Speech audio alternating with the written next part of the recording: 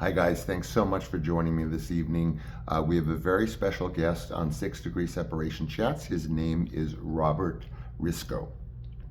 Robert Risco really requires no introduction from me. It's virtually sacrilege for me to give him any sort of introduction. If you're interested, please Google or Wikipedia him and you will be staggered. I am thrilled this evening for this interview. I cannot begin to tell you. And so let's just dive in.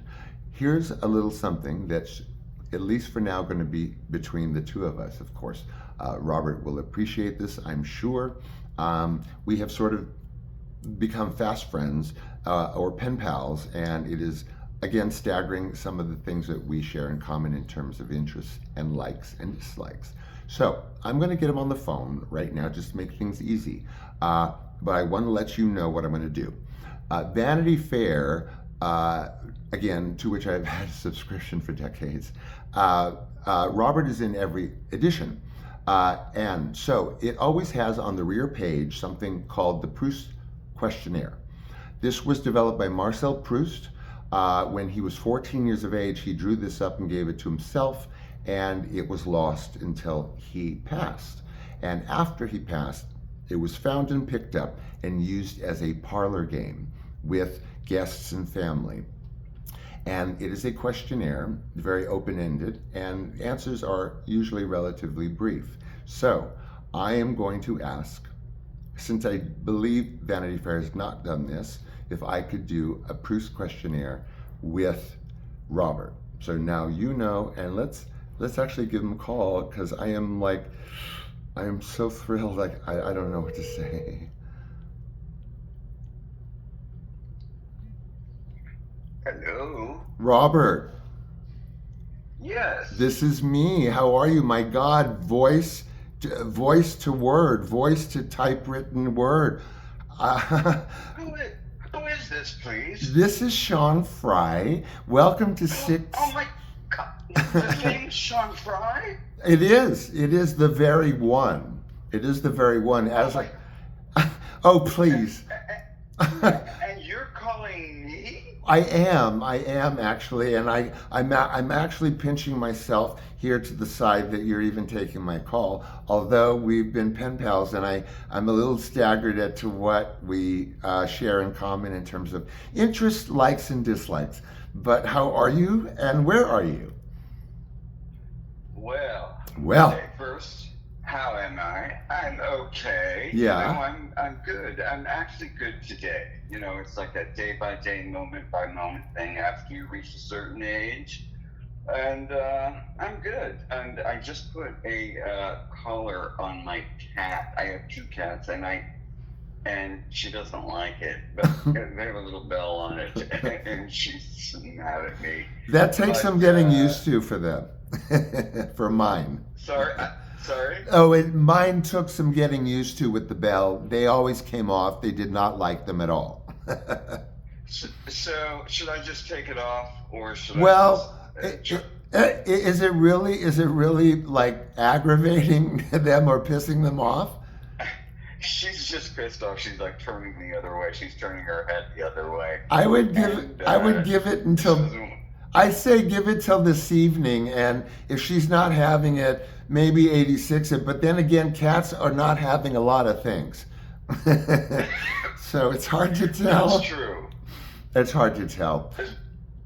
That's true. So I don't even know the reason why I put it on. I just, saw it when I was ordering their food on Chewy. Yes.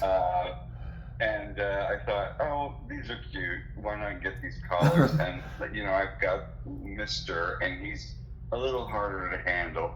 Oh my But God. we'll see. I mean, they don't go outside, so they don't really need an ID. So I don't know why I bought them. They just look cute. So anyway. I have to, Robert, I just have to interrupt for 1 second. Your cat's name is Mr.?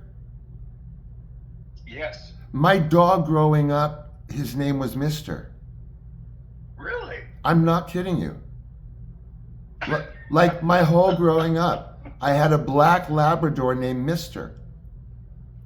Oh my God. That's weird, Who named man. it? Before it was Peebo Bryson and now it's Mr. Whoa. There's a parallel I don't know. universe. There's just like, yeah, buku coincidences here. Listen, I wanted to, if I could jump in here and ask you a question and perhaps a favor of you, because there's a few others that I just have to get to from before, now, beginning, later, after. Did Vanity Fair ever do a Proust questionnaire for you, with you? Did they ever do one with me? Rear page one, printed. Um, no, they never did one. Well, actually, you know what? They may have, because when the book came out, Yeah. and I had a show, and like a show of my work, and the book came out, and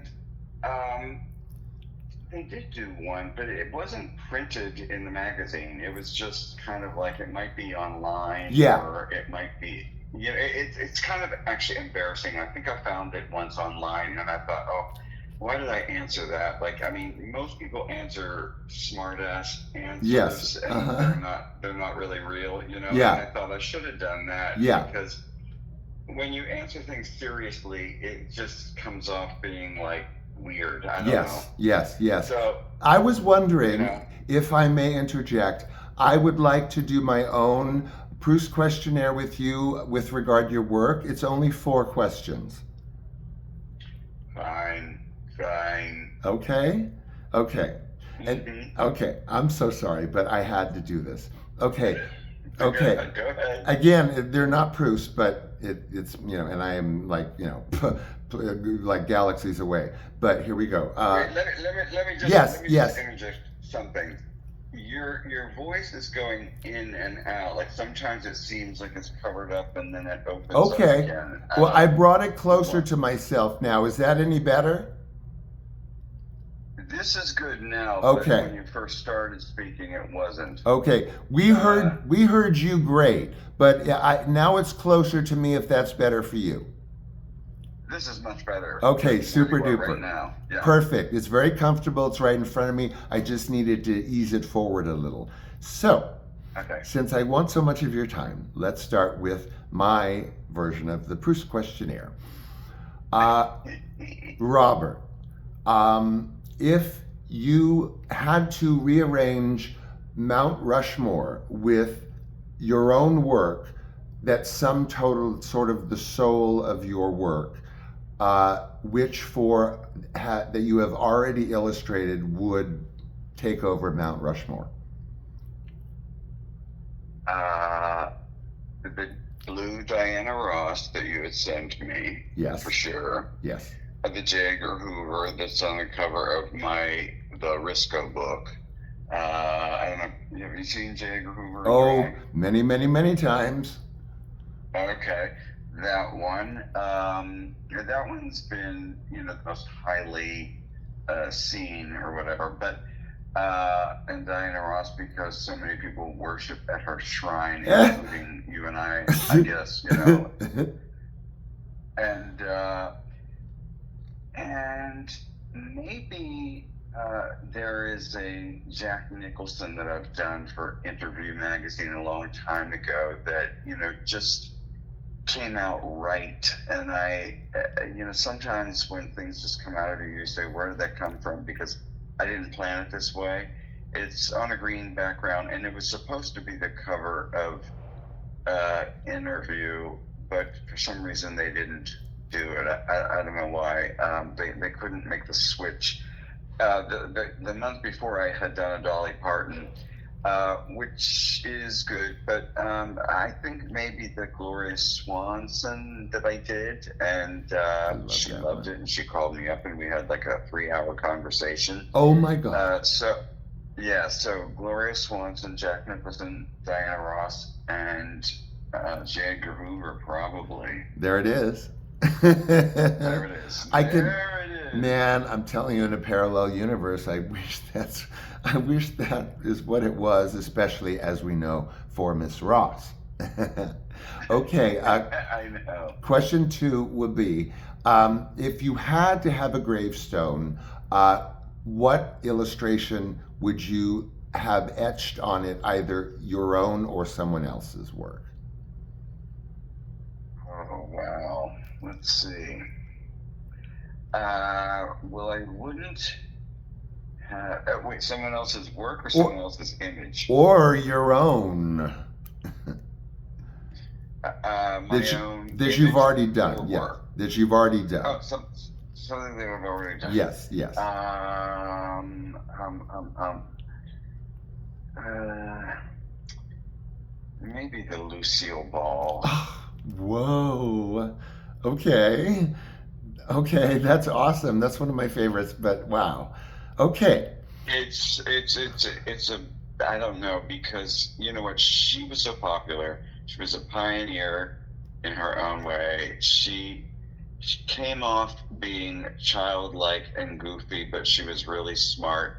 I mean, there's so many things about Lucille Ball that, you know, the pantomime, the Chaplin-esque kind of image, you know, which again is almost like the Wizard of Oz, the man behind the curtain, you know, because a lot of people, you know, in a way, I feel that way. Like, I feel like, um, did anyone really know the real Lucille Ball? Not till later in life. Most people knew her as the crazy, loony, you know, whatever.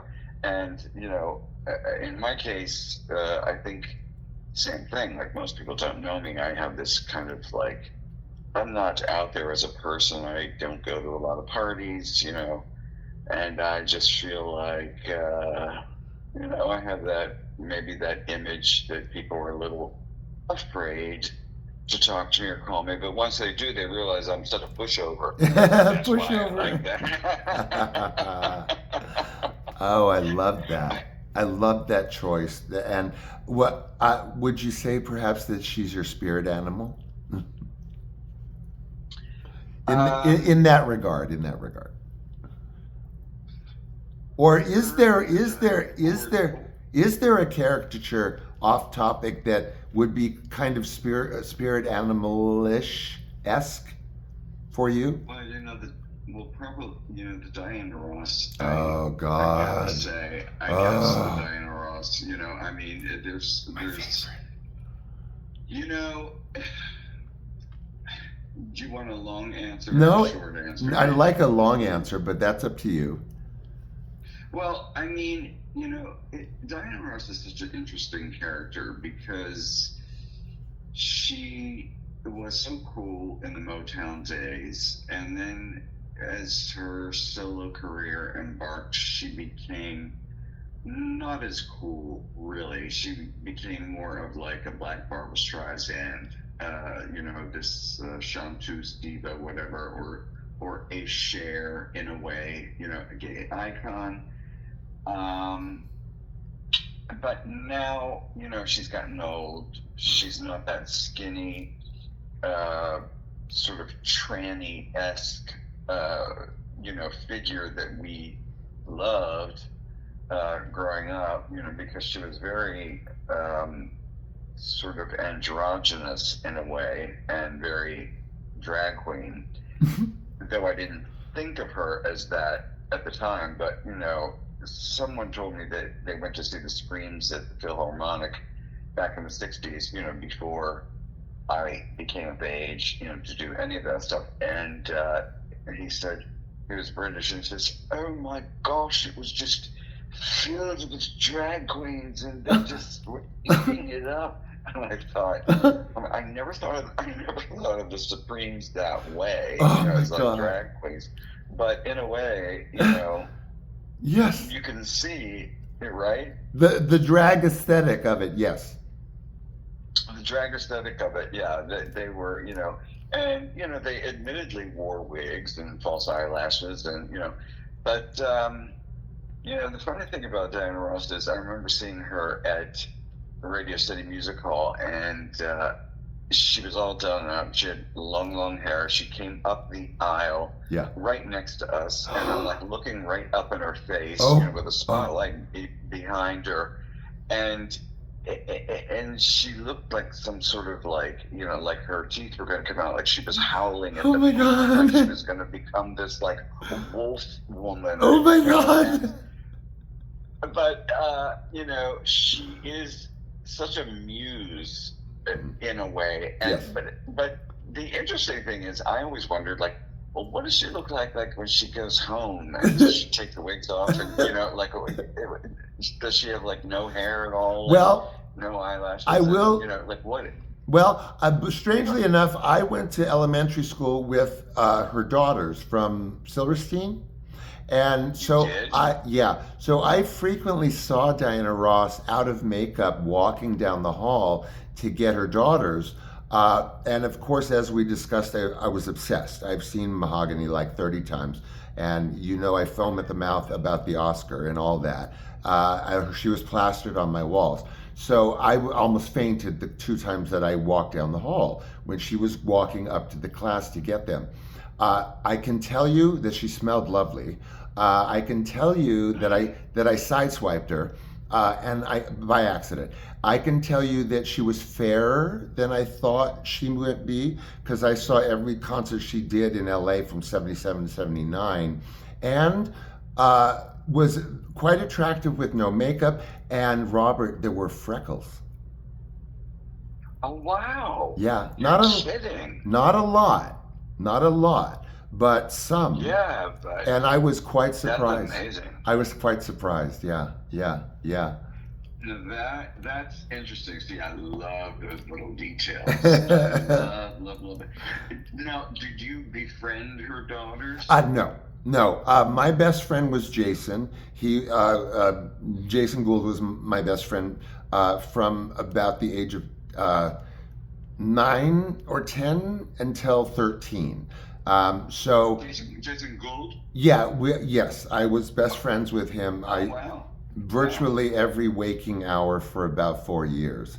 Wow. But yeah, it was a lovely experience. I do discuss her if I in some way feel compelled to come to her defense, but my audience knows that I will never speak of anything personal regarding Streisand. I should say Barbara or Miss Streisand, because it's very complicated, but she took me in, so to speak, at a very tragic and horrible time for me at home. But that's off topic completely, and I'm so sorry. And I would love to get to my third Proust question. Yeah, that's okay. But I just... Oh, yes. Just going back to... Yes. Let's just go back to Barbara. Yes. Okay, you've signed a non-disclosure. Oh, no. But I am friendly and friends, like Facebook friends, with a girl that works with her named Tracy. Oh. And I actually had done a Barbara menorah. I did her like old funny girl face, and I put the candles down her nose. And oh my God. And Tracy loved it, and you presented it to her, and I was like kind of scared. Yes. And she presented it to her, and Tracy thought it was fabulous. Yes. And she said that, like, anything different Barbara likes. Yes. And so she gave it to her, and she presented it to her, and I said, did she like it? And she said, no, she didn't like it, but she knows my work and thinks I'm very talented. And that was it. Yeah, but that's okay. Because, you know what? Yeah. Because I think when women get to a certain age, they want to be pretty. I mean, look at Bette Midler. They all just want to be pretty. Yes. As pretty as possible. And I think that Barbara Streisand looks more and more like Jennifer Aniston. As time goes on. Yes. And Barbara and Bette Midler is like, it's no more that zany red hair, no eyebrow look. Right. It's like, right. She's got nice. Right. Hairdo, and she looks like a rich Beverly Hills blonde. So anyway, okay. Yes. Go on to your next question. Go on. Yes. I just might add that I have a fondness for her, of course, tremendous fondness for her. She actually is not at all, in my experience, quite a vain person, although we know only shooting from one side and all of that sort of thing. So now, just real quick, Tracy, do you happen to remember if this Tracy was someone that has worked with her for quite a number of years? Yes. Okay, I knew Tracy when she first came on board.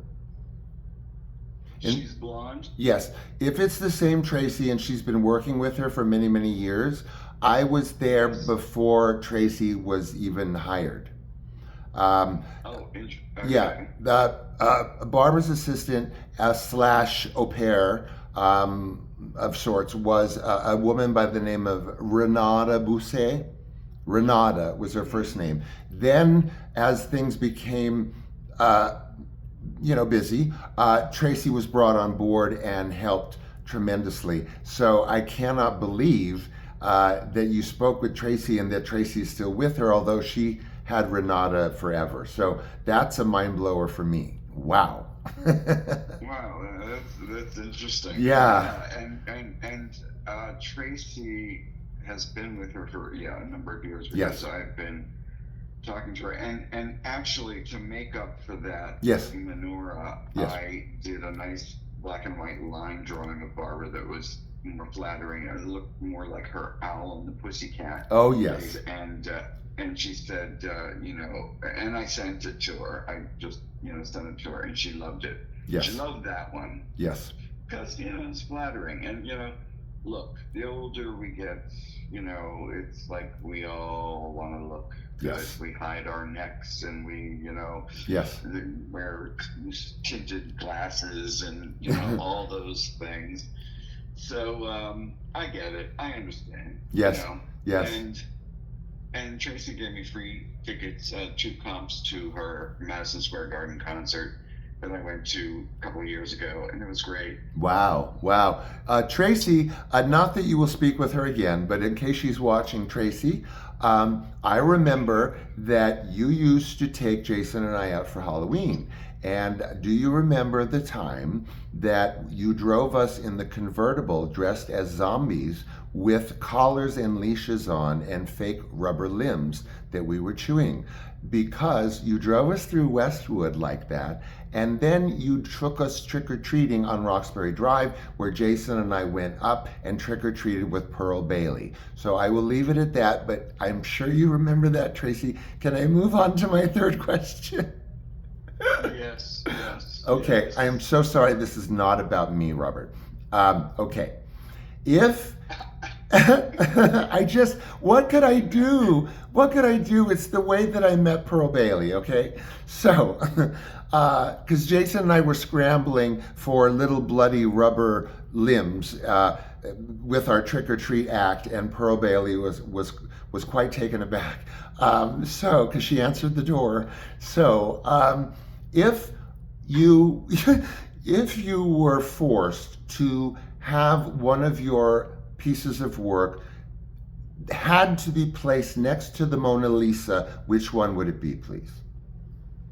Oh my God! Next to the Mona Lisa.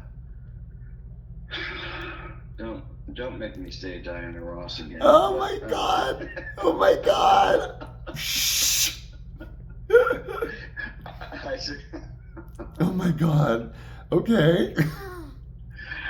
But it's like that one piece is like, I don't know. I put a lot into it, because I'll tell you, when I did that piece, it was before I got busy, and I had time to do all those sequins and and put all that, and I treated it almost as if I were doing an icon for a church or something, because I thought that's kind of what she does, is make you believe she's a deity.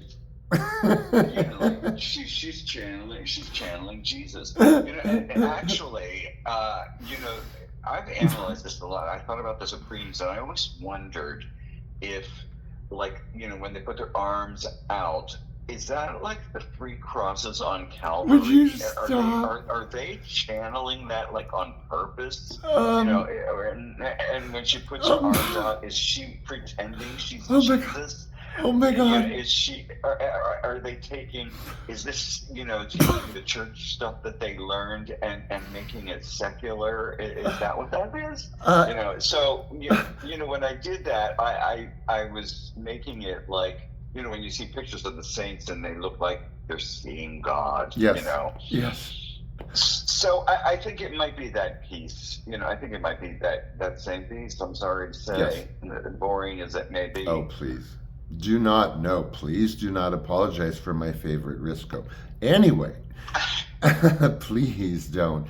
And I am dying, Robert, please, from the correlation of the crucifixion to Diana Ross, okay? I will have to recover from that one after the conversation because well, anyway, okay. But you do have to think about that, don't you? Listen. That's why I'm secretly flipping out because I never thought of that. And I was there at her concerts when, you remember the one where she came down the stairs there was the film of her in white? Yes. I was there. In the front row. I was in the front. In the front row. In LA? No, at Madison Square Garden. Okay. No, I'm sorry, Radio City Music Hall. Okay, I saw the same concert at the Pacific Amphitheater by Universal, and Pacific Amphitheater was open air at the time, Robert, and she did the walk down through the screen. There was a blimp over the Pacific Amphitheater introducing her concert.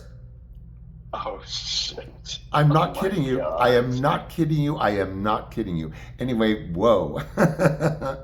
So. Oh my God. That is wild. And there's other parts to that story you and I are just going to have to talk about offline. So the fourth question, the fourth of my Proust Questionnaire questions would be, if you had to draw yourself, which feature or features would you exaggerate the most? Wait, I just have to go back to that blimp. Yeah, would you stop? Was that the eye of God? Diana Ross for me was a religious experience. And I know this sounds a bit silly, but quite literally, Diana Ross to me was a bit of a deity. And when I was lucky enough, because I had seen her also at not the Amundsen, well, good God, it's in Century City. I saw her there. I saw her twice and then I saw the amphitheater. And yes, of course, Robert, I'm sitting there. I am a devotee, and a blimp flies over the Pacific Amphitheater as she walks down, introducing her concert when it was an open air theater. How did they time that and did they rehearse that? I mean, these are the questions. You're gonna have to ask Diana for that question. No, who would tell is her daughter Tracy, the one that's on Blackish, which is that Tracy Ellis Ross? Tracy. She's honest. Have you ever seen her do an imitation of Diana?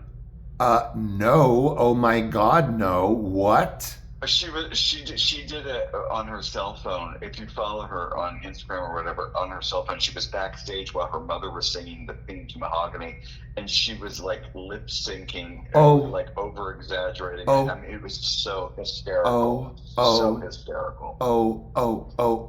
MFG. You were there? No. I just saw the video. Okay. On whatchamacallit. Yeah. But so anyway, it seems like we're going down a Diana Ross rabbit hole. Rabbit hole. Yes. Well, we'll flip back to my last of the Proust Questionnaire questions, and that again would be, if you had to draw yourself, which feature or features would you exaggerate the most? Well, you see, like people always ask me, like, is it that you take one feature and you exaggerate it? Right. And I always tell them, no, it's like rearranging furniture. Like, like when people get plastic surgery, they don't realize that like one thing affects the other. Yeah. Like if you make your nose smaller, then Yeah. this looks, you have a wider space over here, and this, and like if you remove one piece of furniture, it's off balance. Yes. You have to get it like balanced again. So Yes. I mean, many people, have to, have all kinds of things done until their faces look normal again. And so, I always say, I don't exaggerate one feature or Okay. features. It's the relationship between the features, the relationship of how they come together and whatever. And I think for me, what I know of myself is my smile. I have this like particular smile. My whole family has it. And, we all look alike in a way, like when we smile, it's almost like the Simpsons or something. Like we smile and our eyes close up, like Bette Midler's eyes, like they close up and look like two sunshine things, and like round noses. I got the longest one of the family. Everyone else has like a round button nose, but I got like, real ball on the end of my nose. And so, the ball, and I have like sort of my mouth. I have a little crisp elfin smile. I don't have big teeth. I always wished I did, like Diana. Like big teeth, big white teeth. And but I don't. I have like baby teeth, and so like a little crisp, but cheeks, a cheeky face. And if I had to describe myself, I'd say that I look like a soft baked Pepperidge Farm cookie. My God. Just like a round, like not fully baked, a little bit lumpy here and there, and kind of like undefined, which is why I think I'm attracted to faces in general, and especially people who have strongly, defined features, very definite, like fascinate me, that look like, especially, I loved going to the airport. I'm from West Pennsylvania, and when we would go to the Pittsburgh airport, like to pick up a relative or something, there would be people from all nationalities there, and especially like, Arab faces, long noses and eyes, that just looked like they were centuries old, like just incredible and fascinating me. But I think, look, I have the type of face that like now, even as I get older, because my beard has turned white, I feel like I'm losing all definition, and so I'm a mannequin. Like whatever I put on is what I am. Like whatever glasses I'm wearing that day describes me, and I've got like I'm almost up there with Elton John, as far as like how many pair of glasses I have, but like, do I want to be happy? Do I want to be severe? Do I want to be, so I'm feeling very much like just a nondescript white male mannequin. You are going to kill me anyway. Okay. Okay. Well, we've covered those. So we're through the questionnaire. This I will have to marinate on for a while, hopefully with you. So just a couple things I really personally had to get in myself, or at least one, Robert, and that would be, when did you first realize, when you saw your work in print, man, this is now a thing? Whatever a thing is. Let's see. Well, yeah, I had this friend that I met in Provincetown, because in between my college years, I was drawing tourists on the street for $5 a piece. Oh my Up God. there. Yeah, and this was 1974 and Oh uh, my well, wait, God. 75 and 76. 74, I was in Wildwood, New Jersey on the boardwalk doing caricatures. And so I did it like 3 summers in a row. The third summer, I met a cartoonist from National Lampoon named Bobby London, who was published in National Lampoon, and he says, "Oh yeah, you could become a print junkie. I could see you." And that was the first time I heard that word, a print junkie, like to see your work in print. I had my work, printed in my high school yearbook. I was always the class artist. I have had, at Halloween in my hometown, we used to go down to the stores and paint on the windows whatever we wanted, and monsters, for the Halloween parade, in washable tempera paint, so I would always get my picture, because mine was the best, on the front page of the newspaper. And I've been drawing since I was 5 years old, and even I went to Catholic school, and in fourth grade, the nun had me teach the art class. And I taught them like on the blackboard. They would copy what I was drawing, and so uh, also I went to the hometown art club, which was all retired people, and I was like this little child prodigy, like in the art club doing oil painting. So, when you say print, there's one other thing. Yes. And I always post this on social media around Easter time, Yeah. because I forget what grade I was in, but I won a Easter poster contest at this local Kresge's, which became Kmart. Kresge's, it was in this little shopping plaza, and I got my picture in the paper, and I won a Schwinn Stingray bicycle. Oh my And God. yeah, so I mean, that was the first time I ever was rewarded. That I got, like, I thought, you mean I can get things for drawing? Like I can get like money for this. So that was like in around fourth grade, Wow. and then the caricatures. I was getting money for my work, be it $5 or whatever, and then so when I moved to New York. I was getting published in local magazines the first couple of years, and then I had a business card with "Guess Who" on it. Guess who Diana Ross. was exactly. What? Oh, okay. I got. Whoa. I had but it was a different one. It was a black and white.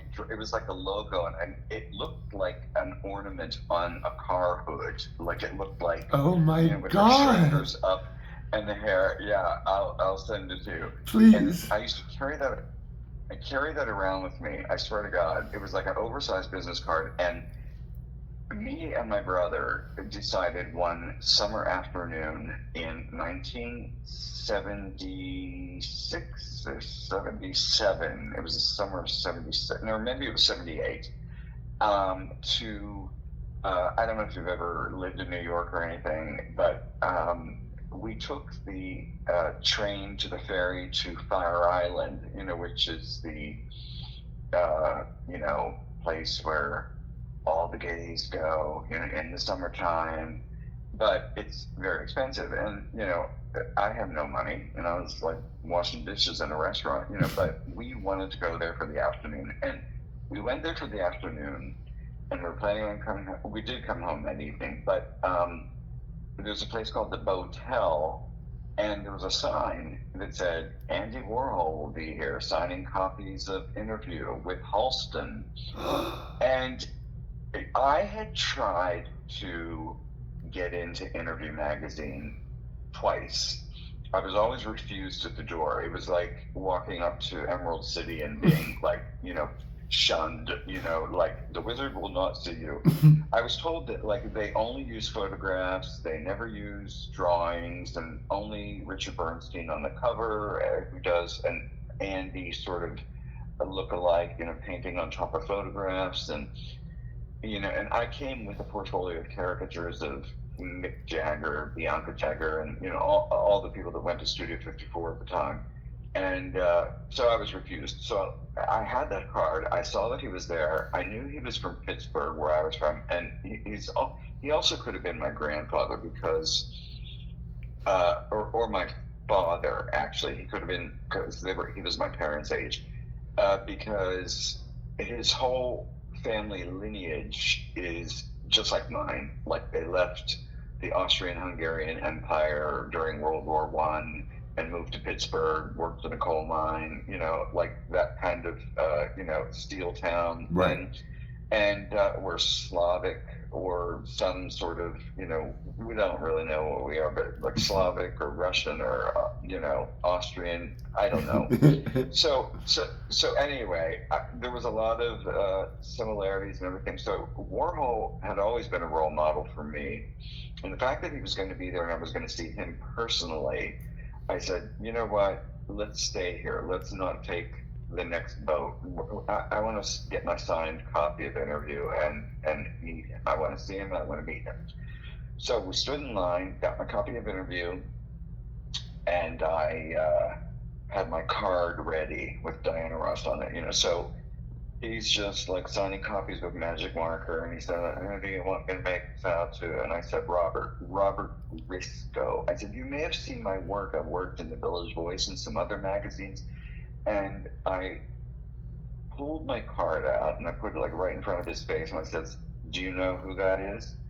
And he smiled and he said, "Oh yeah, it's Diana Ross. It looks exactly like her." Oh, And I said, "Well, I'd really love to work for your magazine." He said, "Oh, sure. Talk to Bob." And he pointed to Bob Colacello, who was ushering people through the magazine. Bob Colacello became he famous for writing books on Nancy Reagan, but he worked for Vanity Fair too. He came after I did, of course, but he wrote a book called Holy Terror about the factory days, and it's pretty accurate. And it's funny because I read the part where they were on Fire Island, and I wasn't mentioned, but so I was like not a blip on his radar. But for me, it changed my life because I called up that Monday and I said, "This is Robert Risco, and I saw Andy on the weekend, and he said to call you up and show you my work, and I should work for the magazine." So they all listened. They all, suddenly, the door opened, and that was that. I was in. God. I mean, I probably could have just made that up. You know what I mean? Yeah. God. Whoa. So, yeah. So I was in, and the rest is history. I mean, it's funny about the whole Warhol thing because he took credit for like a lot of people's stuff. All his movies were done by Paul Morrissey, and he put his name on it. Andy Warhol Presents, Yeah. whatever. And for me, it's like I didn't care because I'm gonna go back to Diana Ross on this one too.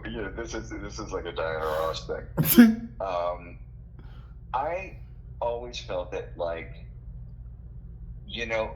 Paul Morrissey died recently, but he spent the last remaining years of his life trying to demyth Andy and telling the public how much he didn't do, etc.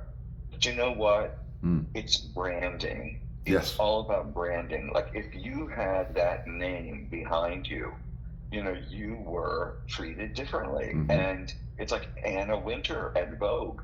That's why she never leaves. You know what I mean? Yes. It's like it's hard on your own. Like if you've got like a big name behind you, it helps. And Diana Ross, it's like when she had Barry Gordy, I'm sorry to say, Miss Diana, if you're listening, but Barry molded you into something that was perfection. I mean, on her own, she had some hits and, this and that, but I mean, Barry had an image of her that was,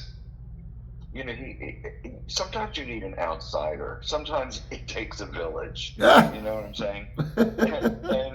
and so I think, like, I don't care. Someone recently said to me that Robert Hayes was really my champion because he was the art director of interview, and I said, yeah, maybe I didn't work directly with Andy. You know, I had that meeting, and then I met him one more time, and you know, cross paths occasionally when I would go down the factory. But yeah, maybe Andy wasn't my champion, but it's all about the branding. It's just about the branding and the name and marketing and how important that is. And I don't know, you know, I do. I look at Motown. I look at like what Berry Gordy did for all those people. Like he molded them and shaped them. And if you have the opinion of a person that you trust, you know, and that's the important part, a person that you trust, you know, because you can, some people like to give direction, but they don't know what they're doing. You know, it has to be someone who's got, you know, like a David Geffen, you know, like he directed so many people, you know, and, you know, they went to him because he knew, you know, what the public would buy, what they wouldn't buy, you know. And sometimes, you know, it's so funny because doing what I do, I feel like I could probably be a spin doctor at this point because, you know, I'm a voyeur of the celebrity world. And like Michael Jackson was very smart in that, like when all those stories came out about him, he would turn it into a video, like and have the Elephant Man bones and, you know, all the things that people thought of him, you know, in the video. Right. Whereas Miss Diana, you know, people say she's a bitch, but you know she refuses to play that part or show that side. She wants to insist that she's just this little girl, you know, and it's. I think that's a big failure because I think that you can debunk the myth by playing the part that people think you are. Right. You know, then it goes away. Right.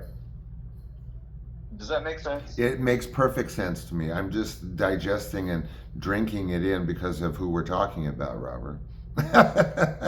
Yeah, because I think it's sad because I think like, yeah, she's touring now, she's getting all this, you know, publicity and everything like that, but I don't know, you know, I just feel like if Berry Gordy were guiding her, you know, it would be a very different Diana. Like she's not gonna, I mean, I don't know, you know, I can't say anything. People do love her, but I would just say she's not as cool and groovy as she was, you know, and a person who I admire is Grace Jones. She has never had a tacky period in her life. Never once. Right? Never once. Never once. Never once. No. Never once. No. In fact, that Palladium, you know, the famous video of her with the white stairs and the spotlight and the gorilla and all that. Yeah. I was actually there at the Palladium at that concert, and just, you know, I mean, of course, like just stunned beyond, like, you know. I mean, I would just, you know. But you're right. Never once. Not dated. Right. Not. Yes. Correct. Yeah. You said not David? No, not dated. Never dated. Oh, not dated. Yes, okay, yes. I thought you meant David Bowie. Oh my God, no. Yeah. But yeah, Grace. Yeah. Never once. Like you can't go back. I mean, you know, whereas there is, you know, Diana periods that are cringeworthy. You know, that are very cringeworthy. You know, and there are other people too, but I won't name names. I won't name names. So, you know, our divas, you know, that we love, you know, yes. There's just some, I don't know if you're a Marilyn Monroe fan, but I mean, I find it hard to find a bad picture of her either. Yeah. Yes. Absolutely true. Even though she had of course, her different periods, you know, early to late. And I will tell you, I'll throw one thing in here, Robert, which we can talk off the line again. I don't want to say I'm chasing after, but I'm just fawning, quite genuinely miscarriage. But I don't know if you ever seen the movie Fade to Black. It's a cult horror film-ish psychological drama. And point being, there's an actress who's, you know, still with us, lives in Australia, is Australian, who played Marilyn, a character that was named Marilyn. But if you ever see Fade to Black or Google that, Robert, you tell me if you have ever seen an actress look and act as much like Linda Carriage did in her character Marilyn, which Dennis Christopher gets obsessed with in the film, etc. Unfriggin'. Now, you know what? I did see that movie, Oh, but I well. can't remember it. Oh, look. I know I saw it. Yes. And I can't remember. Watch it. Watch it. I found it. So one of my things is if I can't find it on YouTube, and I'm too cheap, you enter it into Google and you go to the videos section, and if you keep scrolling, Robert, you'll find it in Russian, and it's not dubbed and it doesn't have subtitles. It just is floating there out in the ether for me to eat up. And I just did that the other day with Fade to Black because I was actually on the set. I don't mean to make this about me, but on Fade to Black, I was on the set. I was on the set because my mother's best friend was the wardrobe stylist, and so I, as a 13-year-old, gay boy, had a huge crush on Dennis Christopher because Breaking Away had just come out, and he starred in Fade to Black. I was there because of Doris, my mom's best friend, mostly because of Dennis Christopher, the attention paid to him, etc. But I was on set on the parking lot of the Grauman's Chinese, which they shot half of it at, and I saw Linda Carriage sitting in the makeup trailer. The door was open and I was outside. I was 13, Robert. It changed my life. I know that sounds weird. Just like Love Hangover changed my life of Diana. Mm-hmm. But anyway, I will never, ever forget that image of her being made up. And you'll see why when they do Prince and the Showgirl. I mean, it's like you won't believe it. You will not believe it. But I've never, and so I contacted her through Facebook, and I trip over myself because her reaction, not to share anything private, but she literally, Robert, said to me, "Oh, I didn't think anyone ever liked that film, much less my performance." And I'm like, wait, hold on, back up. First of all, did you know that Fade to Black qualifies as a classic cult film? No, I just thought no one ever really liked it. I'm like, okay, let me explain to you something. Wait, are you sure she wasn't acting? No, I swear to God, no. As authentic as can be. I was going to say I'll forward you the text, but let's say I'll tell them to you or whatever. No, completely genuine, absolutely, lives in Australia, has never, if you IMDb her, there's scant anything. And she literally thought that it was a movie that nobody really liked, much less her performance in it. And meanwhile, I have had her image carved into my head since I was 13, but I'm trying to be, not trying, but genuinely being very polite and diplomatic, saying, no. You don't seem to understand. Wow. First of all, I'm first in line. Second of all, I say something like routinely throughout my life. If I say signed your biggest fan, or fondly your fan, or I always say it's very, excuse me for being very Fade to Black-ish or Fade to Black-esque, but meaning this is how Dennis Christopher would sign something to Linda Carriage in that film, because he was so obsessed, when you see it again, with the similarities between her and the real Marilyn, and he's like this borderline film buff, like kind of wackadoo, that it's without her complete like immersion, much less looking identical to her, the film wouldn't have worked. But it had to be like a supernatural kind of Marilyn-esque that it literally made the film make sense. But so anyway, this is all about me. Well, it's about her too. No. Wait, so let me ask you. Yeah. Because Fade to Black, I mean, I think, or I thought I saw it, but I thought it was a thriller. It's not that Lauren Bacall movie where she has a stalker. That's The Fan. That's The Fan.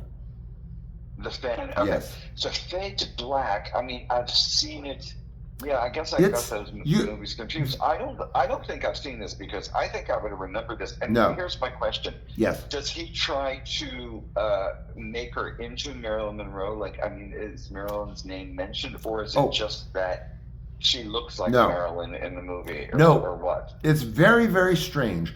First of all, you'll probably remember the visual, perhaps poster of it. It's a guy watching something with popcorn in his hand, half painted white, kind of Phantom of the Opera-ish, the other half normal. So when you Google it, you'll recognize the poster. No, he's obsessed. He's a film buffish, obsessed, borderline kind of guy who's pushed around too much by Mickey Rourke. In the film, No. his first part as the bully at work, Mickey Rourke, which sort of drives him over Wow. the edge. He's already obsessed with Marilyn. He's already obsessed with Edward G. Robinson for some reason, and lives with Eve Brent, who I know, who was a former Jane in the Jane and Tarzan movies, who the proudest acting I've ever done was a scene with Eve Brent in Joan Darling's acting class from Chekhov. We are way off topic on that one, but she, when you see it, plays the mother that drives him nuts. And so then in his nuts, he becomes completely obsessed with Linda Carriage to the point where I won't, I'm not going to, it's spoiler alert at that point. Okay, just tell me one thing, and we Yes, can get off this yes, topic. yes. Is it a thriller? Yes, it is. Yes, because I must tell you, not trigger warn you, but actually, in fact, Robert, it is quite a disturbing film. Because Good. Good. as he unravels, you will note, as you watch it, as he unravels, you will see filmic things, riffs, motifs, many themes you will notice in his choices as an actor and in the direction by Vern Zimmerman, who is another connection, friend, family, whatever, 6 Degrees, where it is very, very actually quite disturbing. It is actually quite a disturbing film. And it is surprising because you think you're going in for some kind of maybe quasi-macabre, kind of, obsessed, kind of The Fan, maybe kind of thing. Yeah. No, Yeah. Exactly. no, he completely, Like a cheesy The yeah, Fan no, film, no, like that. no, Maybe that's what I thought it was. no, No, when I get off the phone with you, I'm actually going yeah, to go on yeah, Netflix and, yes, and Amazon Prime to yes, see if they have it first. yes, I probably would. YouTube, the quality is always not that good. no, So I mean, I might even pay the $3.99 do because it, this sounds do it. really good. Do it. It's worth the $3.99 and watch his performance. Vern's directing is good. The styling is fabulous. Linda is wonderful. There's elements of sort of maybe perhaps cheesy 80ishness, but it's so brilliant it carries over. It's so well written. And like I said, the wonderful surprise about it is that, not wonderful, but it suddenly becomes very dark and disturbing, like quite disturbing. Yeah, right up our alley. That's fine with me. Right up our alley, Yeah, right? that's Psychological fine with me. thrillers, right? I'm sorry. Psychological thrillers, right? Our Oh, wheelhouse. oh, Yeah, totally, yeah. totally. You got to see it. It's my favorite genre of all time. That's all I get as props on like Netflix and Prime too. Like the dark, the ones always come up. Yes. For me, you might like this. Yeah, yeah, Because that's what I go for. Psychological thriller, and yeah, being a Hitchcock fan, I mean, because the human mind is just well, it is the most complicated organism on the planet, and it's just twisted what human beings can think up. yeah, yeah, yeah, yeah. So no, I'm gonna Yes. watch this. I can't wait. Yes, yes. Well, there's no follow-up to that, really. We'll tighten things up now because there's plenty to talk about offline, and I'm dying to know once you see it. I want to talk about it with you because I think it is really so drastically underrated a film that it's almost staggering to me, especially considering, you will note, Dennis Christopher turns in a brilliant performance, and he actually, I believe, was nominated for an Oscar for Breaking Away.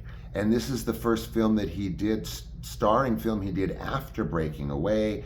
And like I said, it's just the twist is that, yes, it seems run-of-the-mill, fascinating, kind of movie buffy, border edgy, whatever, and then it gets really disturbing.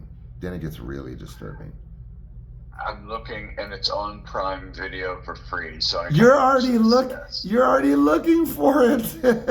Yeah, I see the poster right Yeah, now. I see yeah. the split, the half Yeah. and half base. Yes, Yeah. that's the one. That's the one. I can't wait. Yes, I and can't wait to watch. They recreate the Prince and the Showgirl scene with Olivier and Monroe. It's a whole segment of the film, a little montage where in his mind they recreate the princess and the prince and the showgirl. They literally, I mean, costumes, set, everything. I can't believe that. I know. I can't believe You're gonna that. die. You're gonna die. You're gonna die. You're gonna unlive, as they say, safely online. Okay, Robert, I'm gonna let you go because first of all, I can't tell you. We've been together an hour and it seems like 10 minutes, and I'm so thrilled that we got this. I just can't, I'm so. It's just like, you know. This is such gonna be a jewel forever in perpetuity, and it's so important. It's just. For me, I just can't wait till you watch it so we can talk later. But thank you. I don't mean to bring it to any kind of screeching halt, but I can't tell you how much it means to me for you to join me this evening. And I don't know what else to tell you, but I'm gonna text you in a few hours because I want to know. Wait. No, wait. Yes. I didn't get to talk about all my pets. No, I please. thought you were going to all my pets. Yeah, please do. I didn't want to keep you, like, you know, I'm just kidding. after an hour. No, I know, but after an hour, you know, it's like you think, oh my God, they're waiting for a cab at this point. I would like one maybe bonus questions real quick, and that is, who do you think that has never really gotten the Risco treatment that you would like to have had the opportunity to give in, or still perhaps have the opportunity to give, that has not gotten the so-called, let's say, Risco treatment? Oh God! Well, you know, someone asked me just the other day who I would like to draw in the music business, and I was almost embarrassed because I don't follow like a lot of new music. Like Right. I listen to my oldies, you Right. know, Right. and like I don't like rap. You know, I still listen to Joni Mitchell, Yeah. and you know, and all that. So, but after watching the Tonys, I thought I could do a good Cynthia Erivo. Oh, interesting. Wow. Well, she'd know? do it. She'd do it in a New York minute, no pun intended. She's always reminded. I don't know if you were a LaBelle fan Yes, at all. very much so. All the way back. Yeah, all the way back. Okay, so like I know all those girls, and Sarah was one of my closest friends, Sarah Dash, who passed away recently. Yeah. And I always feel like Nona, if you're listening, Nona's a friend, and I always thought like Cynthia Erivo looks like not quite as attractive Nona. You know, I'm not a fan of the nose ring. You know, I think like, I don't know, like, I mean, she could look prettier. Like she makes herself look creature-ish, you know, but she really is pretty. Mm-hmm. But you know, like, but Nona was a goddess. She was back in the day when she was young. Oh, she was so gorgeous. Yeah, she still is gorgeous. If I had a nickel, if I had a nickel for all the Nona Hendrix cassettes that I had, it was basically everything. I love her music. Oh, I still listen to it. Yeah. So do I. B-Boys, Oh, please. B-Boys and all that. Please. Yeah. So anyway, and yes, and you know, when you're with her, you know you're with a star. A You know, she star. still has that star presence. You Yes. know?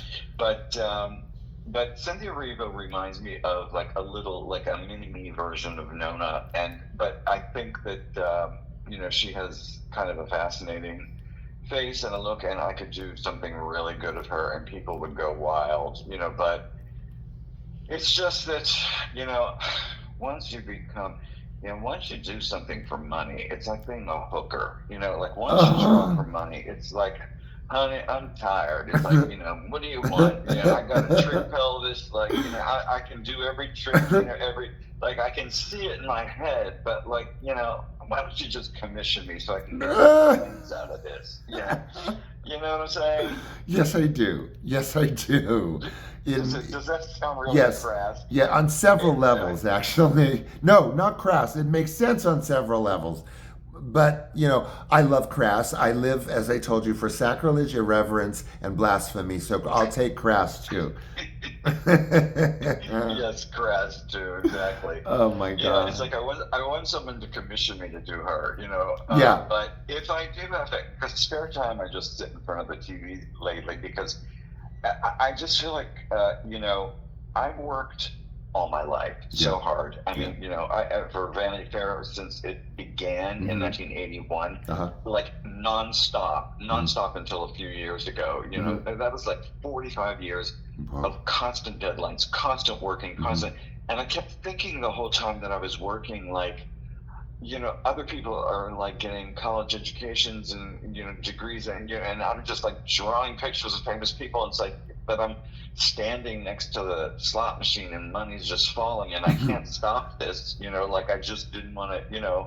Look, I'm buying an apartment. I bought a house. And so that's what I did with my life. So now I feel like I'm coming out of a coma, and the world is so different that the TV is one way of absorbing the culture, of seeing, like watching Netflix, watching, like things that people are watching and finding out, what people like. And I just want to go on a little bit. Yes, I don't know if you're going to add No, this, please. because I just wanted to say that, we're living in this AI world, and it's very, very different because I watch a lot of old TV. I love like the old Avengers. I love the old, I love old Alfred Hitchcock hour. I love cheesy sets because it made you aware of the acting. Yes. And actors held character. They didn't like cut every 2 seconds, to a new angle.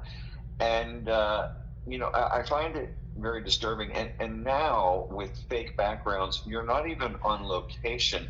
I was so disappointed with the last James Bond film for many reasons, because you knew you weren't on location. You felt like you were watching a video game.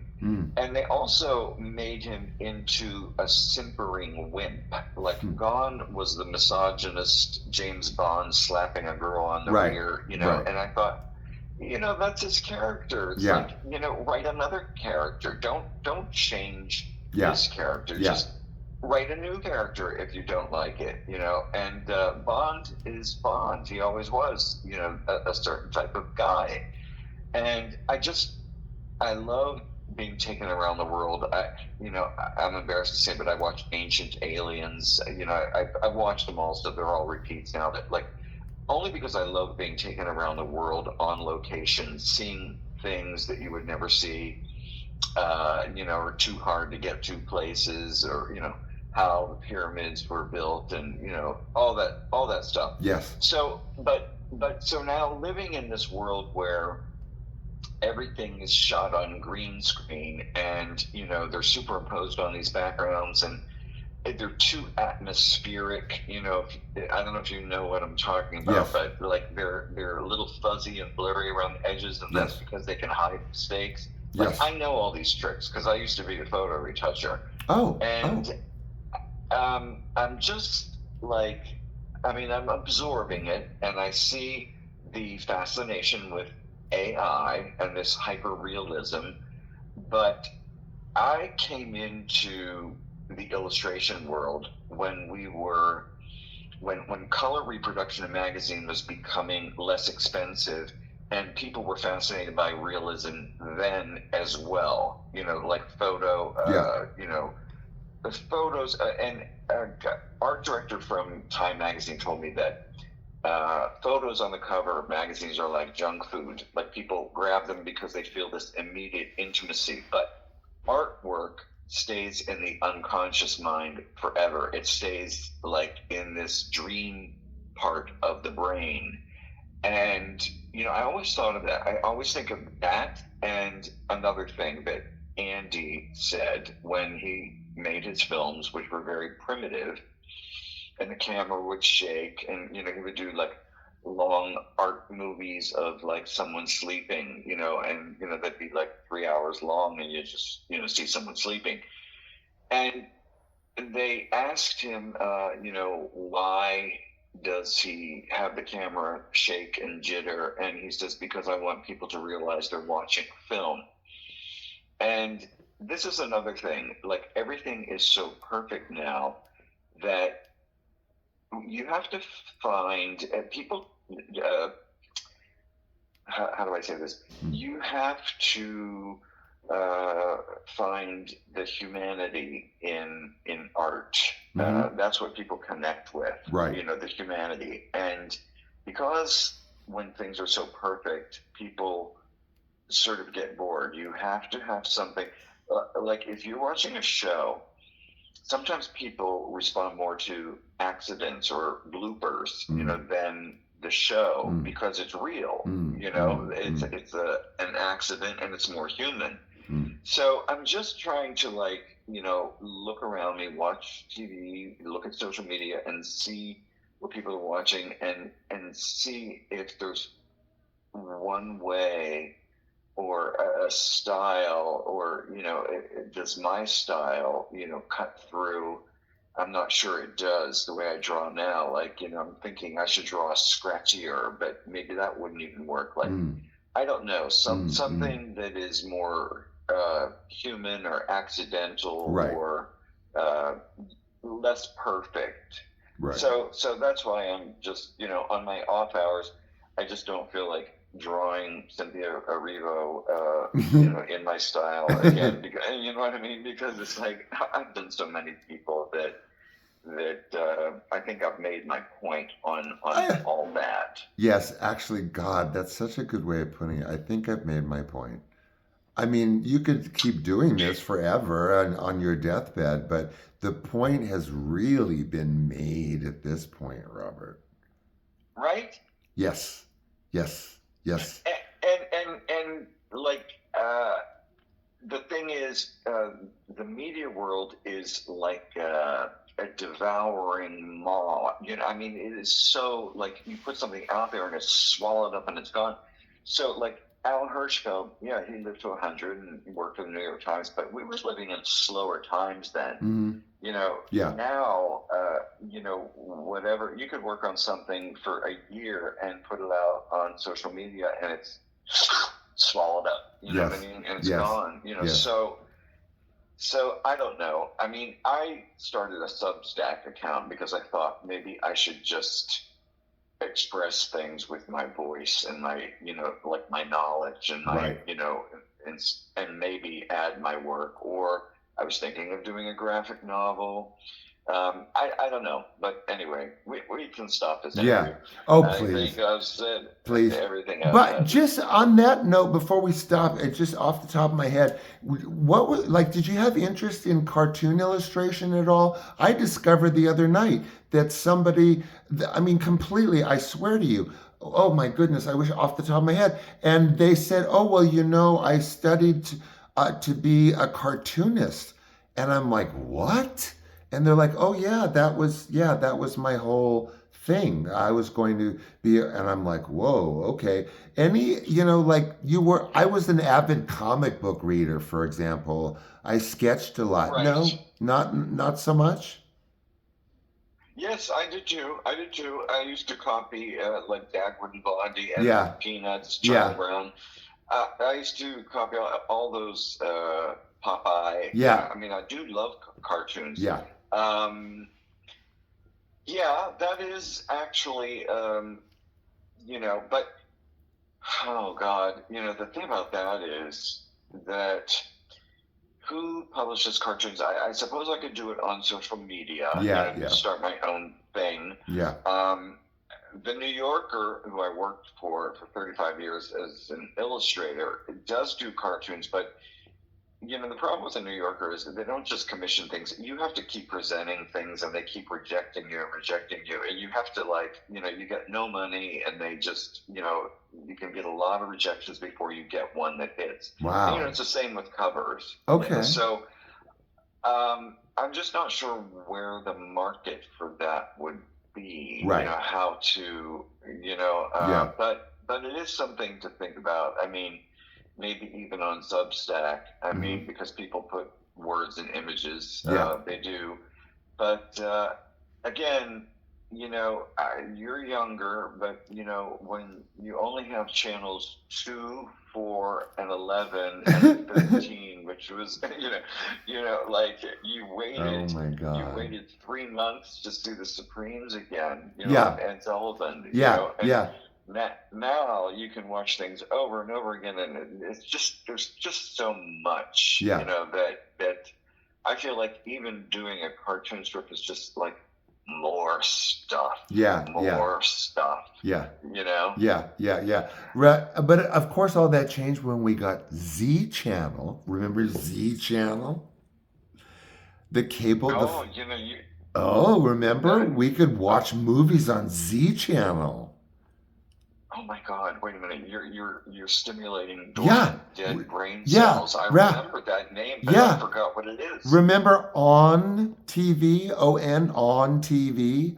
Z Channel and On were the first 2 cable channels that you could actually watch movies on, full movies. God, I may not have had money for cable back in those days. This was mid 70s. Mid to late 70s. Yeah. No, I had no money. And it was I had no money until like 84. So I didn't have cable. Yeah. It was they gave you a brown plastic box, and it had like calculator buttons on it that kind of stuck and snapped, and it was 1 through 10, and then at the very left side at the end was Z. And you pressed that and you got the Z channel, and wow, you could see movies. No, I didn't know that. Did you have to buy them a la carte? No, it was like a service, just like cable is now. You had to pay an extra service. Imagine a really fancy public access that you had to belong to. And so then after Z Channel, it got HBO-ish and big time. And then there was On TV, ON, TV, On TV. And I never heard of that. You gotta Google it. You gotta Google it. Because oh my God. I gotta find old YouTube clips of Z Channel. Yeah, this is too funny. Oh my God. That's crazy. Yeah. That's crazy. No commercials. Oh my God. All the way through? Except it's the same movie all week long of 3, but after the week's over, there's another 3 over and over again. I am not joking you. What kind of movies did they show? Like something maybe, I don't know, a few years old, not like it is today. This would be an upgrade from something that gets played on Easter every year or whatever. But like the Hallmark channel. Yeah, the Hallmark channel. But they would give you a few that week and just play them over and over and over again. And so you had enough of that one. And then they'd feed out another few. And this was how On, especially both of them, as they progressed, they would throw out a few movies to you by the week. And then you would just basically see them, and then they'd throw another few. Reminds me, bizarrely enough, when I was in Tahiti by myself, I was at a hotel, stuck for a week by the black sand beach, nothing to do, and Robert, the only 2 things that they had on television 24 hours a day, back to back, was Return of the Planet of the Apes and New Wave Hookers. Oh my god. Oh my God. Oh my God. Oh. I could, the sad part is I could recite chapter and verse, Return of the Planet of the Apes and New Wave Hookers. Oh my god. It was a week. Okay? Holy hell. Anyway, Holy hell. I mean, yeah, that is unbelievable. the sushi was good, the bar was interesting, but the rest of the time it was hotel room, Return of the Planet of the Apes, and New Wave Hookers. And we can both imagine why New Wave Hookers did not interest me very much. So I was stuck with Return of the Planet of the Apes, which is not the best. Well, you had James Franciscus to look at. True, right? true. All this is true, and we won't get into why that helped me through the week. But why don't we just exactly? Yeah, let's. Wait, now was Natalie Trundy in that one, or only in the first Planet of the Apes? No, I think she was only in the first, if I'm not mistaken. I don't think she was in Return. I could be totally mistaken on that, but I don't believe so. And the whole she had a Maryland connection, right? No. Did you know? No. What? Her was it her husband was Marilyn Monroe's agent, or else her agent was also Marilyn Monroe's agent, and they were at the football game when Marilyn died, and she remembers getting the call. Oh you my can kind of God. like look this up and Google it, Yeah. because that whole, they changed the time of death because it was actually earlier in the evening, and Right. her husband was called away, Right. and then they like changed up the room, got rid of stuff, confiscated things and everything, and then said she died like later at night. Yes. But Natalie Trent, yeah, it was her. I forget if it was her husband that was the agent, or if it was they just shared the same agent. Right. Yeah, Natalie Trundy. Wow. Yeah. Interesting, Wow. right? So that was the connection there. And I love how you say rearrange things to make it look like, because actually, I don't know if I should even say this. We can talk about it offline, but maybe I'll just let her scatter, pepper, touch it. I have a theory, as there are, let's say in a parallel universe, there's lots of conspiracy about that whole issue. I have a thought about that, have for years, that there perhaps was someone in the administration that was in love with the Bouviers. As we know, Jacqueline was a Bouvier, and she was a Jacqueline Bouvier Kennedy, and she was who she was and changed the face of so many things.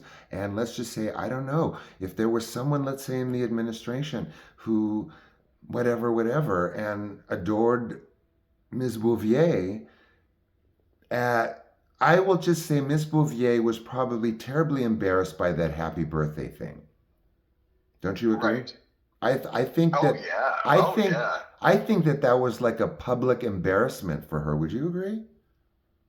Totally. 100%. Absolutely blatant in your face. And again, we'll just pepper it and whatever. But perhaps there was someone in that administration with some pull that was madly in love with a Bouvier, and saw how horrendously embarrassed she was in front of the entire country, and do the math.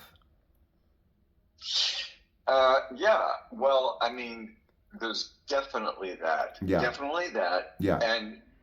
But okay. So, well, we could go on about this. There's other things. Yeah. There's a guy that I met because I met him at a party, and he wrote a book, and he was part of the mob. Like, he knew all the mob, and he said that the mob are the ones that carried it out. Yeah. Now, I don't know if the Bouviers and the mobs were in cahoots with each other or not. But I asked. He wrote a book, this guy, and I can't think of his name offhand, but he's on my Instagram friend list.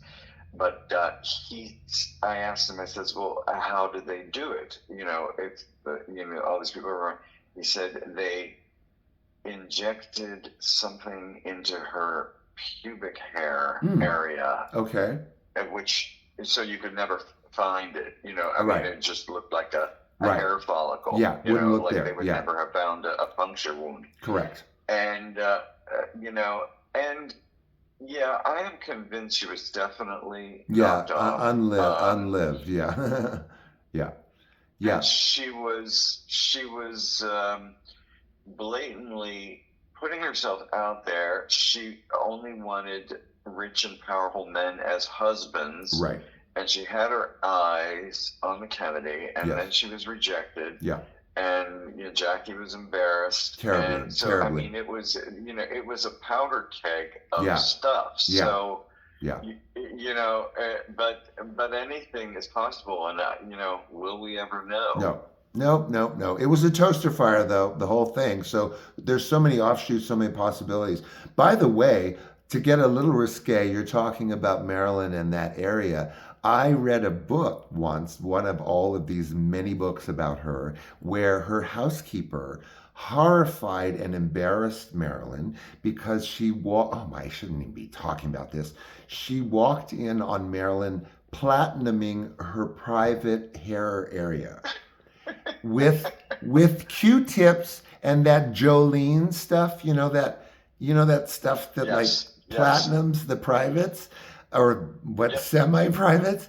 And yes, so in that chapter, there was a visual of the housekeeper walking in with Marilyn on the commode, flying kind of with her legs, with Q-tips.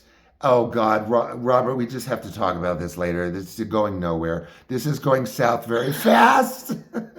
Well, then that might be the only wrong picture of Yeah. Marilyn that's out there. Yeah. Yeah. Well, I just put that visual out there for everybody to know in perpetuity. You need to wrap my knuckles after this one. No, so that's actually a good image, and actually I think it's kind of cute. Yeah. That she did that. I could see her just loving it and Yeah. saying, "Oh, silly, Yeah. silly," Yeah. like, Yeah. No, just I don't. Yeah. very innocent. Yeah. I don't think it gave her a nervous breakdown or anything. No. Oh my It God. was innocent. It was part of the business. Yes. I could just hear her say, "Well, you don't want to have blonde hair on your head and be dark down." But You're telling me that's not virtually what she said? Come on. I mean, she had to have. She had to have, right? Of course, it was her housekeeper. I mean, please. Marilyn, are you kidding? Exactly. Oh my God, she'd make a joke out. She'd make a joke out of it immediately. Oh hell yeah! Anyone- she would have just blown it off. Anyone that can do the 7-year itch and not take themselves seriously, if you know what I mean, or vice versa, no, not in that universe. Not in that. Well, And- it's like that line where she says, "I keep my undies in the icebox." in the icebox. I know. And another weird thing offshoot is you talked about drag sensibility in the beginning. Sort of, in a very interesting way. And I've always thought that perhaps Jane Mansfield a little bit of maybe Van Doren, but I think Marilyn, to me also, if you look at, for example, something like The 7-Year Itch, that with a different pair of glasses on, let's say, that's drag. Totally. That's a drag performance from beginning to end. You know what? First of all, Marilyn Monroe was a drag queen, and Yes. Richard Avedon said there was no Marilyn Monroe. She created that character, and the last guy that photographed her said that she needed a full-length mirror behind him, and he said he was shocked because he thought she would have known every angle, and she said no. She says, "I can always find her in the mirror." And so isn't that interesting? Wow. I mean, it is drag, and it was a character. It was totally fake. It really wasn't her, at all. No. It was just something she created. No, because look, then you kind of get glimmers in the Misfits and stuff where, she's not. Yes, yeah. You watch the Misfits and then you put that next to Niagara. No. Sorry, that's a put on person. That's a put on person. Exactly. And the 7 Year Itch, I think she really nailed it. Because I mean, is she any more, could she be any more lovable than in the 7 Year Itch? You just wanted to tickle and cuddle her. I know. Unreal. And when that actor, I don't know his name, Yeah. the plumber opens his mouth and says, "You are a dog." I know. You know, like, yeah, and the Right. plumber won't believe that Tom Ewing is not getting it on, you know, and exactly. oh God, the whole thing, the whole scenario, the dropping of the tomato plant, whatever. Yeah. And then exactly. then the dream sequence by the piano. Anyway, we could go on. No, that's genius. The Yeah. genius that she turns into a vamp. Yeah. You know, A and, vamp. but- Vamp. Oh, Yeah. but my favorite is the fantasy television commercial. Yeah. Listen, now that I Yeah. have your attention, Yeah. his name is Richard Sherman. Oh my God, Richard Sherman. The creature of the Black Lagoon. He was frothing. He was foaming at mouth. And like, look, mommy, daddy's on TV. Yeah. I mean, it was almost. Comes back with It was shotgun. almost like the vamp versus her character in 7 Year Itch was almost like watching the Bewitched Samantha versus Serena. Remember that? Yeah. You know that Yeah, exactly. Tarantino says that he thinks that Serena, the creation of that character, was the paramount pivotal moment in television. Google it. He said it. No. No? Wait a minute. What? I thought it was. Who? No, it was. He said it was when she sang. Oh, it was Serena. When she sang that. When she sang that song. That groovy, whatever the heck it was. Yeah. Yeah, whatever. Because yes, I told that to people. I forgot that was Serena. And Samantha was sitting on the couch with Darren watching. She had her skirt is so short. She's like oh my God! I swear to you, Robert, I just watched it last night. She turns around for some reason towards the garden slider, and I was like, oh my God, that's a micro mini. Yeah. I mean, it's amazing that you don't see her crotch. No. It is right up there. It is totally up there. No, I mean, oh my God. Now, listen, wait, I know we have to close, but she is another fascination, Elizabeth Montgomery. Yeah. And I was friends with Dominic Dunn, who I don't know if you know. No. But he was a writer for Vanity Fair, and he wrote and covered. His daughter was murdered. She was an actress. Yes, she was. Poltergeist, yeah. And anyway, he worked for Robert Montgomery when Robert Montgomery had Robert Montgomery's Theater on television, and he also worked for the Howdy Doody Show. Okay. Dominic did. And, he used to babysit his wife. They used to babysit Elizabeth Montgomery when she was a little girl. Oh and my God. He told me stories about her because I wanted to know about her, and he told me some fascinating stories. I mean, one main thing is that she burned bridges, and that's no secret because when the show was over, she left her husband and didn't even get a divorce. She never even contacted him or anything. She just like walked off the show. That was it. Goodbye. You mean Bill Asher? Bill Asher? Yeah. Okay. And she like met someone else like way later, and I think she legally got a divorce, but she just didn't even want to deal with him. But her first love affair was Gig Young. Yes. And Dominic said that this was really weird that like she was in love with Gig Young. He was older than her, and it was her first infatuation. And they were at some park in LA, and they bought 2 Afghan hound puppies. Wow. And they, were like in love, and they thought, let's buy these 2 dogs. And they let the dogs run around. They were kissing, hugging, loving all day. The dogs were running around. At the end of the day, they couldn't find the dogs. And they were looking, and they never found them. And 3 days later, someone found them, and they were dead. Wow. She was there was something about her that was like kind of off and loopy. Like she was a little spoiled girl. Yeah. Raised on horses, and she kind of just didn't care about people that much, and that kind of bothered me because I love Bewitched so much. I need to have. And she was so. I need to. No, I'm just going to give full disclosure right now so that no one gets uncomfortable and it's like, we'll talk about it and whatever. No, biggie. Liz Montgomery was my surrogate Hollywood mother. And again, no worries. I was hired by Elizabeth Montgomery to play her son in a mini-series called The Awakening Land, of which I was in 2 of the volumes where I played her son. Wow. This was in Springfield, outside of Springfield in New Salem, Illinois, and of course on the soundstage. So she chose me to play her son in that miniseries. Pivot on that, within a year, she had a movie of the week called Act of Violence, where she cast me a second time as her son. I didn't have to interview for that. I just met with her at her office and I was booked like the next day. So again, no worries. Don't worry about anything. I mean, not that you would, but Elizabeth was actually my surrogate mother in the industry. She protected me in a way, in a very sort of ass backwards way, in that she allowed me, or at least allowed me to realize that the industry was not full of like scary, manipulative, weird people. But she did have a very naughty sense of humor.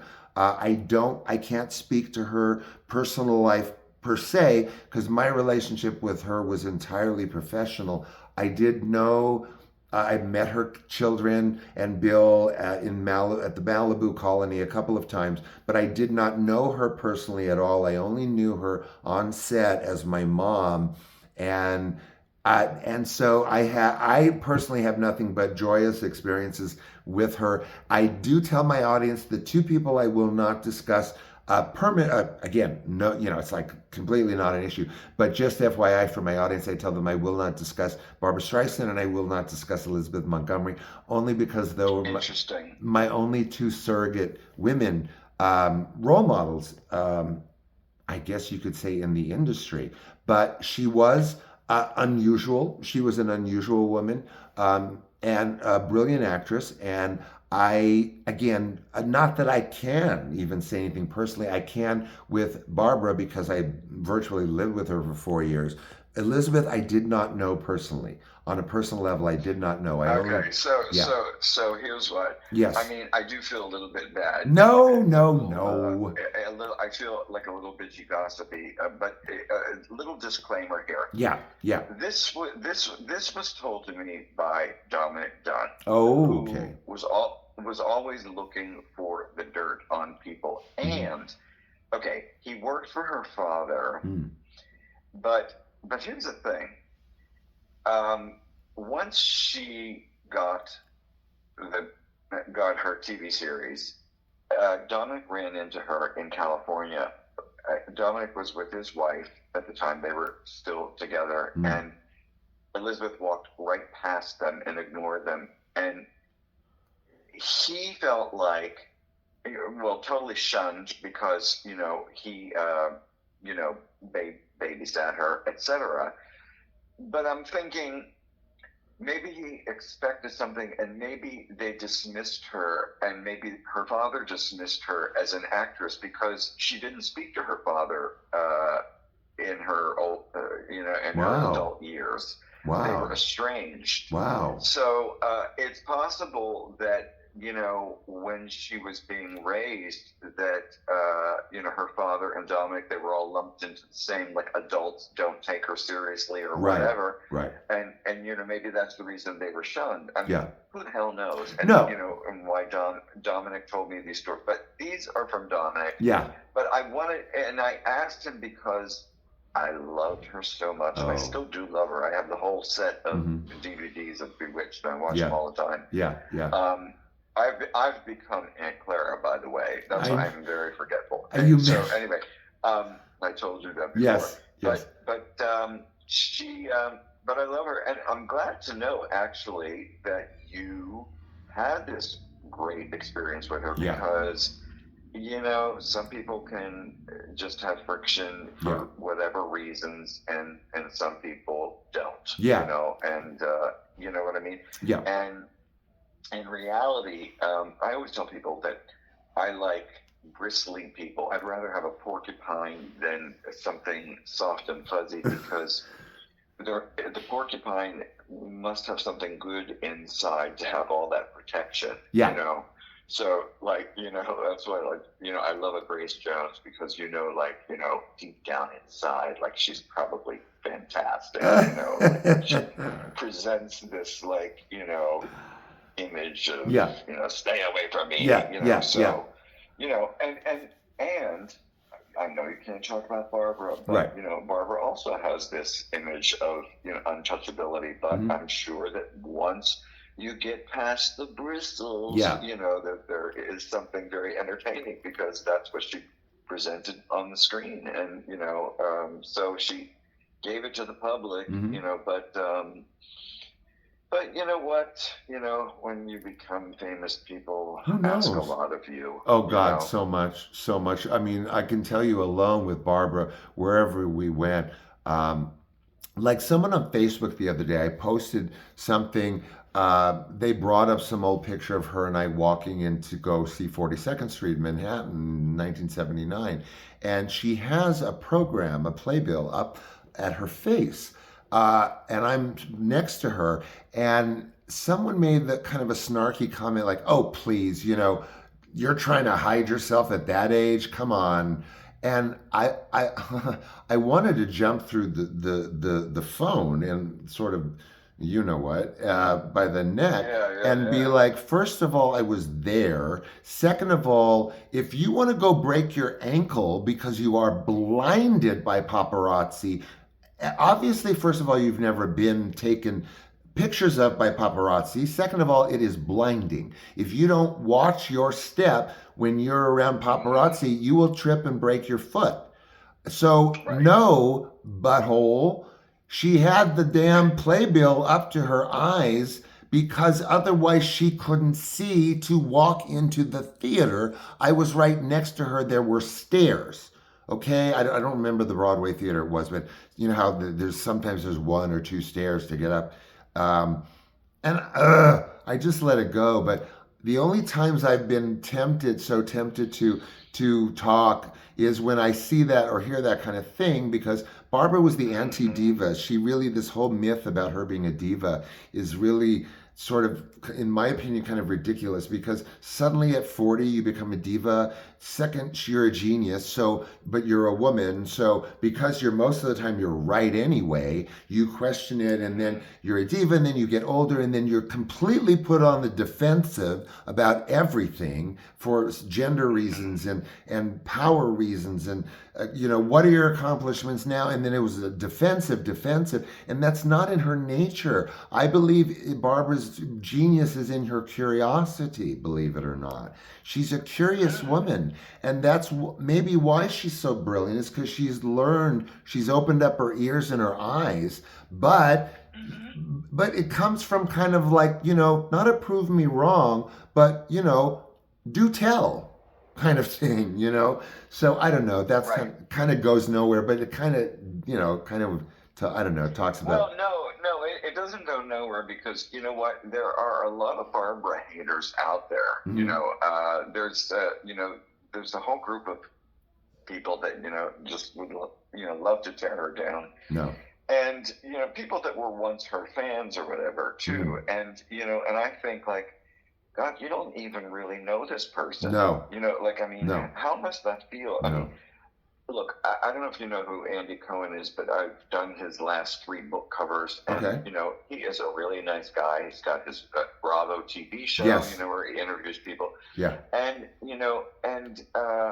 I see people's comments like on some of those things, and there are haters, and I think that's why I have remained behind the curtain, like the Wizard of Oz, because I don't really have that thick of skin, and I think like, to to develop the skin or ignore the haters, and then to present vulnerability, like Marilyn or like any actor, but especially like Marilyn, like Yeah. present the Yeah. vulnerability. Mhm. I mean, it has to be a very tough thing, and you have to be very clear on, or explained or Exactly. taught, like, why this is Exactly. so.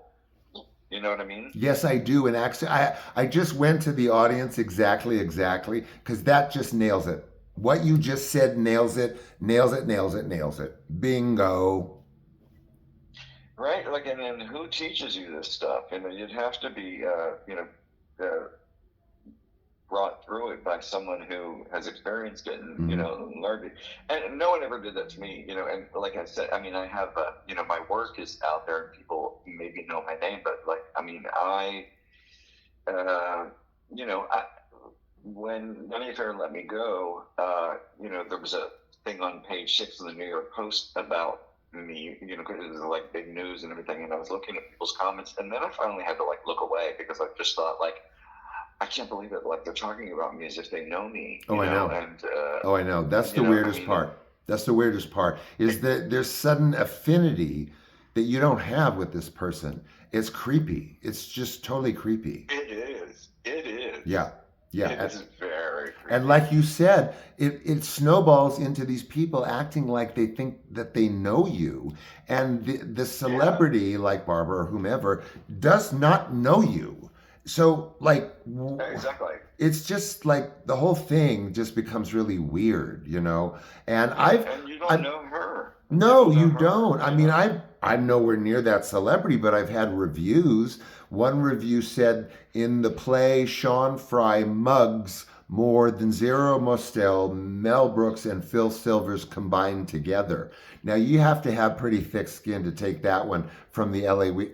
No, well, let's just forget who it came from. But yeah, it was, no, you can't, you can't.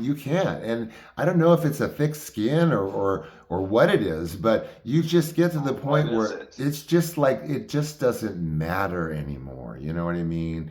It's just this dirt that just keeps rolling over. Oh, but that's a terrible place to be. Yes, to it have is. To live like that. That's terrible. It is. That is terrible. By observation only. All right. Yeah, by observation only, because I'm nowhere near that level of celebrity, but that level of frustration and that type of frustration definitely exists. Listen, Robert. You've been baptized. You know a little yes. what it feels like. Well, yes, and we've had our little fun with what I find amusing as a Reformed Roman Catholic, but well, yeah, we'll save that for our text thread. So I don't, I mean, can we not just go on forever? I mean, honest to God, you know what? We could, but the only thing is I do have. Yes. And that's the only thing, my physical, otherwise I would. Yeah, no. No. I would, and maybe we'll do part 2. Yes. Definitely, but I must tell you, this is 2 hours. This is going on 2 hours, Robert. And it still feels like we haven't touched the depths. No, to me, like in my brain, we've gotten through maybe about 30 to 45 minutes of it at the outside. Yeah, but maybe I don't know. There are more questions and topics. Yes, definitely. Some offline, some online. Oh my God. Yes, well, not kidding on that one. I know what I know. But exactly. We can only assume. Okay, so I'm going to let you go until further notice, and then we'll talk after you see Fade to Black. I'm watching it today. Okay, my friend.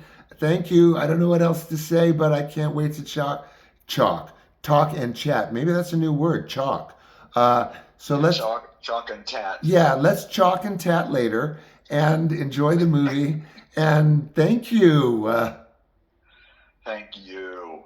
Oh my God, this is wonderful. Okay, well, you enjoy the film, and we'll continue our thread later, and have a lovely evening, Robert. You too. Okay, I will. Ciao. Tell me when this is posting or whatever. I load it, unless you have any misgivings or want to see it first, this loads immediately. Oh, well, okay. So send me the link then. I will. As soon as it loads, it takes about 45 minutes or so, an hour. I'll watch it after I watch the movie. I hope so, because then you can see me in action. Perfect. Okay, Perfect. okay, sir. Thank you again. So I good. can't wait. I can't wait. Me too. Okay. Ciao. Okay. Ciao. So I mean, honest to God, I really don't know what else to say about that interview. Otherwise, you know, it's good to have you with me this evening, and I appreciate your being here, and I hope you appreciate the 2 hours that we got to spend with Robert. I know my husband enjoyed it. He's been here actually by the washer, listening to some of this because it's been so fascinating. He crept up the stairs. So full disclosure, that's Sean's show for you. Hi, love. And there's no title for this one. I'm just going to say 6 Degrees Separation Chats, Robert Risko. This is a bucket list that has just been dropped, and I'm glad you were there to share it with me, and we will get together soon. Actually, I've got interviews lined up with the exception of maybe a day over the next several days. So again, thanks for joining me. I know you enjoyed it, and I'll see you soon. Don't do anything I wouldn't do. Bye.